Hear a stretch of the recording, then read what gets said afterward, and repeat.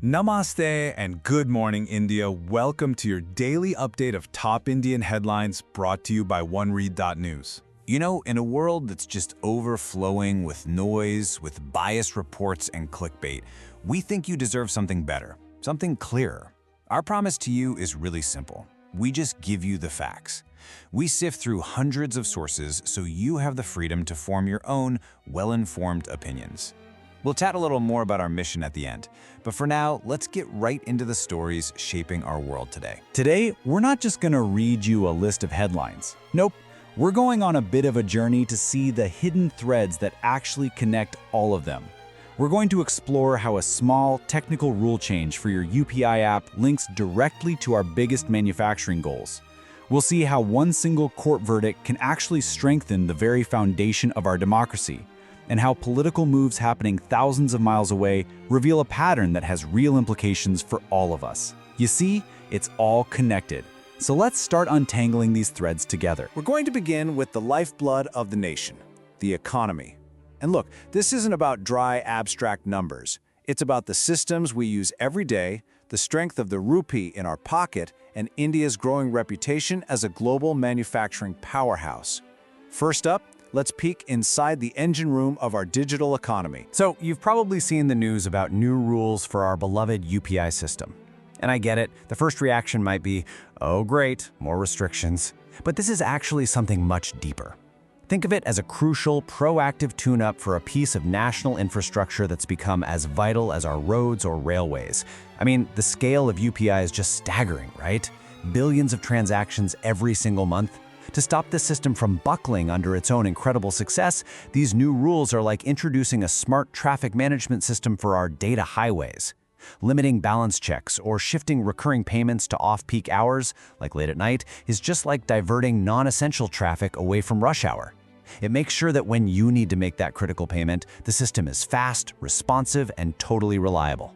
This isn't about slowing down, it's about building a stronger foundation so our digital payment revolution can keep growing safely and sustainably for years to come. And speaking of a stable system, let's turn to our currency, the Indian rupee. It had a fantastic day.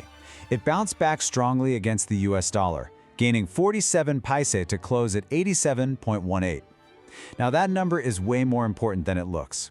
In a global economy that's full of uncertainty, a strengthening currency is a huge vote of confidence in India's economy. And for all of us, this has real-world benefits. It makes essential imports, like fuel and electronics, cheaper, which helps keep a lid on inflation. But it also signals to international investors that India is a stable, reliable place to do business.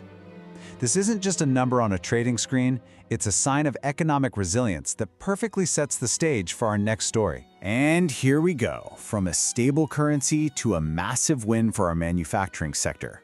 Remember that confidence we just talked about with the rupee? Well, this is why it matters. The United States has just rolled out a new 25% tariff on a whole range of electronics. But here's the crucial part. Electronics made right here in India, including Apple iPhones, are exempt. This is a monumental victory for the Make in India initiative. Think about it. That 25% exemption is a giant competitive advantage in the world's biggest consumer market. It sends a loud, clear message to global companies. India isn't just a market anymore, it's a world-class manufacturing hub. This one policy achievement could spark a wave of investment, creating thousands of high-quality jobs and cementing our spot in the global supply chain. Now, let's bring our focus back home and look at the government's own finances. You're looking at a number, 3.22 lakh crore rupees. This is the government's fiscal deficit for the first quarter of the financial year. So what does that mean? Well, think of it like your household budget. If your family earns 100 rupees but spends 110, your deficit is 10 rupees, right? Money you have to borrow. The fiscal deficit is the exact same idea, but for the entire country. It's the gap between the government's income, mostly from taxes, and all its spending, on everything from roads and defense to salaries. It's the amount of money the government has to borrow to make everything work, and it's a critical measure of its financial health. So how do we make sense of that 3.22 lakh crore figure? Well, context is everything. That number represents 17.9% of the total deficit the government had planned for the entire year. Now we're one quarter, or 25% of the way through the year, So coming in at just under 18% suggests that, for now, government spending is on a pretty sustainable track. Economists watch this number like a hawk. Why? Because if the deficit starts to climb too fast, the government has to borrow more money. That increased borrowing can drive up interest rates for all of us, making home loans and business loans more expensive.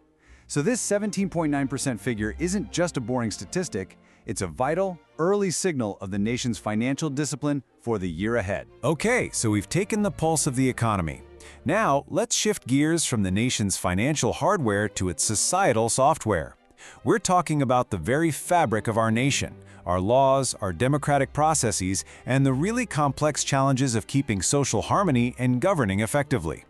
These next stories touch on everything from the highest offices in the land to the ground realities in our villages. First up, a pretty big development in our constitutional machinery. The Election Commission has announced that the poll to elect India's next vice president will happen on September 9th. Now, what makes this so unusual is the reason for it. The current VP, Jagdeep Dhankar, has resigned mid-term. That's a rare event in our political history. The vice president isn't just the country's second highest authority, they also serve as the chairman of the Rajya Sabha. They're the umpire of the upper house, guiding debates and legislation. In an era of coalition politics and sometimes heated debates over bills, the chairman's impartiality is absolutely critical.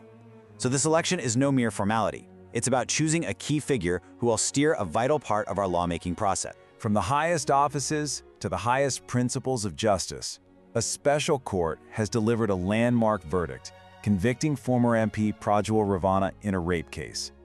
The fact that Ravana is the grandson of a former prime minister, H.D. Deve Gowda, gives this verdict huge symbolic weight. This is the first conviction among several very serious cases of sexual assault against him. But the significance here goes way beyond just one person.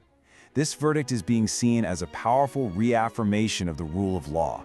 It sends a crystal clear message that influence, wealth, and political family ties do not give you a free pass from justice. It reinforces that core democratic idea that the law is blind and must apply to everyone equally. And that is absolutely crucial for public faith in our entire judicial system. Now, to a story that is a really sobering reminder of how fragile social harmony can be in our digital world. Let's just trace the steps of how this conflict happened. It all started in Yavad village, near Pune, with a single digital spark, a provocative WhatsApp status.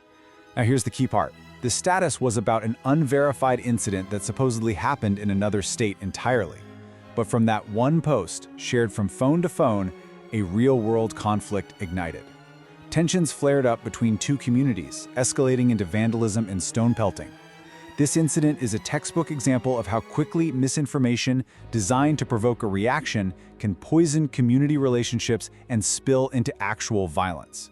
It's a stark reminder of the immense responsibility we all carry in our pockets. Moving over to the Northeast, the Assam government has carried out a very large-scale eviction drive, clearing over 3,000 acres of what it calls encroached forest land in the Golaghat district. The chief minister has put this under a clear policy of zero tolerance for illegal settlements. This action is part of a much bigger statewide campaign to reclaim government and forest lands. Now, this is an incredibly complex issue. On one hand, the government sees this as a necessary step to enforce the law and protect vital forest ecosystems.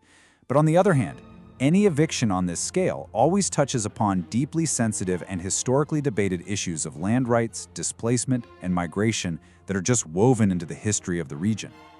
Our goal here is simply to lay out the facts for you. This action has happened, and this is the government's stated reason for it. And we're going to end this section on a really proactive and hopeful note. The state of Punjab is tackling its well-known drug abuse crisis with a forward-thinking strategy that focuses on prevention. It has just launched India's first evidence-based anti-drug curriculum for schools. And those two words, evidence-based, are so important.